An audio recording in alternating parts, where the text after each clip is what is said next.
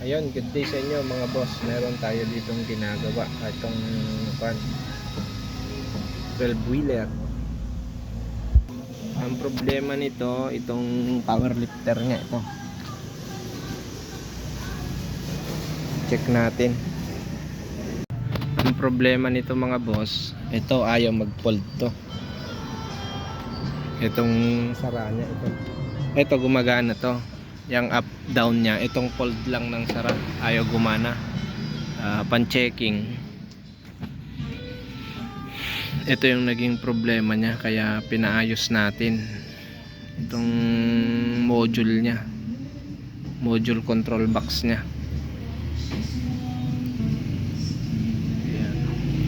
Ayan, testing natin yung baba nya.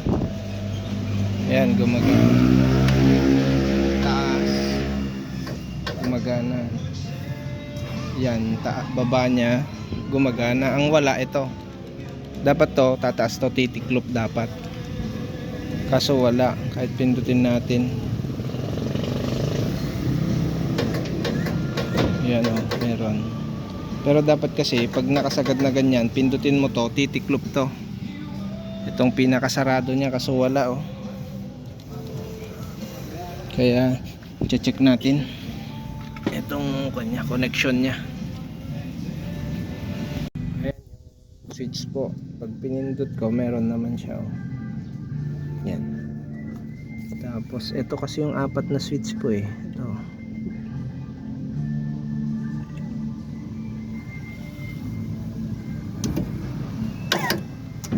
Yan oh. Tapos balikon siya. Positive yung nagpapagana po sa switch. So itong black.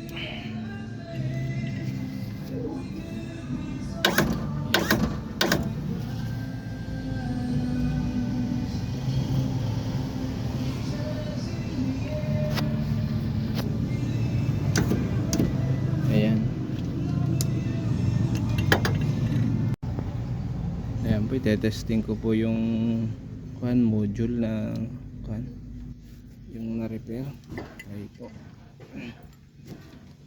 Taas, wala. Ayaw. Wala, ayaw talaga.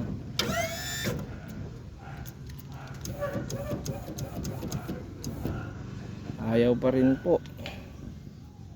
Gagawan ko na lang po ito ng ibang wirings para gumana. Ayan, bali pinagawa natin to mga boss, kaso hindi naayos. May pyesa daw na hindi daw gumagana, sabi nung gumagawa. Wala daw siyang pamalit. Ngayon kailangan na tong unit, kailangan na nilang ibiyahe, kaya ginawan natin ng paraan mga boss. Bali binago natin yung linya ng sara nya dito, itong linyang to, kasi ito lang yung button na hindi gumagana. Ito power up, power down, ito bukas, ito sarado nung ayan, yung sarado nya. Ito gumagana tong tatlo, ito lang ang ayaw.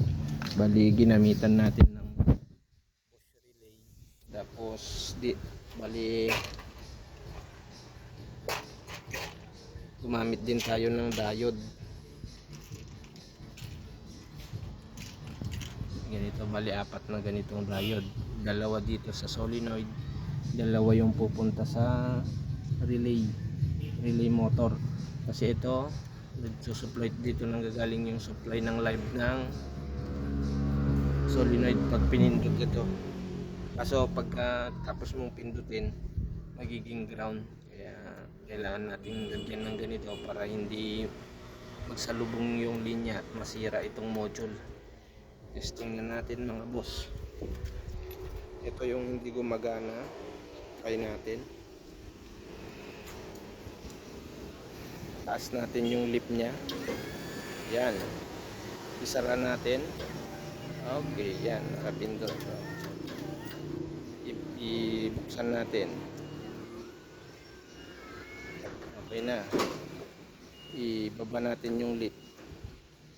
Taas. Baba. Isarado natin yung pintuan nya. Okay, buksan natin. Okay, okay na to. Ready na ulit itong power lifter nya. That's all for today's video mga boss. Sana nagkaroon kayo ng idea pag na-encounter nyo yung ganong problema. Power lifter, 12 wheeler, wing van.